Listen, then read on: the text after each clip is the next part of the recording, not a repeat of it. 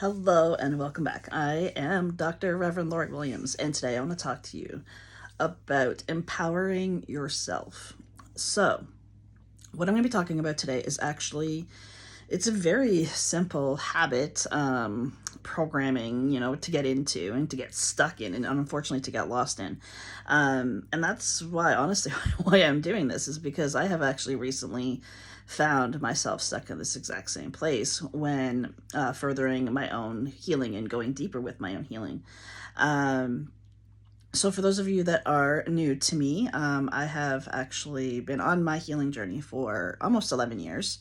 Little, well over 10 and a half years now. And in healing my trauma, I also was able to heal things like depression, anxiety, PTSD, and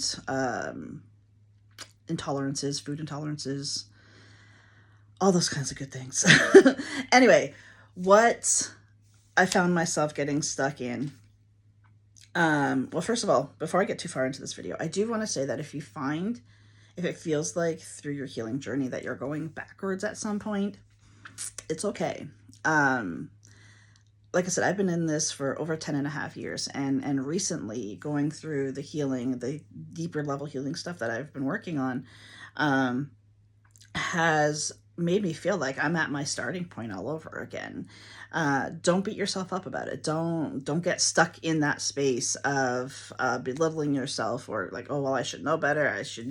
I should. And the truth is, maybe you do know better. The one thing that was drastically different for me this time is my awareness obviously has grown in 10 and a half years, thankfully. And considering this was like a really big issue that I was dealing with, I got through it relatively quickly. I don't encourage, to push through things in an unhealthy way, but I also don't encourage you to stay where you're stuck at either. So it's not about how fast can I get through this. It's about how much forward momentum can I keep going as I'm going through this. So what may have taken me like a week, if it takes you 2 weeks, 3 weeks, whatever, you know what? You can't compare your journey with anyone else's. Now that I have said that, I want to get into what this video is actually about, which is when you realize that you are constantly in a place of blaming people outside of yourself, you're actually disempowering yourself. So when things happen to us, when we go through these experiences on a spiritual, deeper level, yes, it's happening for us. Yes, it is. It really is truly a gift. But it's who you become going through healing that becomes the gift, not the actual act of what happened to you. And ultimately, it comes down to having the understanding as well that I'm not saying that you can't blame people for what you have gone through. If, someone should have stepped up and protected you and they didn't, it's okay to blame them for that. What I'm encouraging you to do is to recognize that you can blame them all day long. And as long as you're blaming them, you're also putting yourself in victim mentality, because there's somebody at fault and there's someone who's the victim. There's the blame, and then there's the victim. You don't want to stay in victim mentality. That's not what healing is about. Healing is not about recognizing all the areas in your life where you're a victim. That's not healing at all. Healing is about recognizing where you're a victim and then empowering yourself enough to say, hey, you know what? Okay, this person continues to treat me in a negative way. What am I going to do about it? Oh, this happened to me. What am I going to do about it? I have power now. I have control now. You don't have the power and control to change anyone outside of you. They're going to be and do who they're going to be and do, and you cannot change that.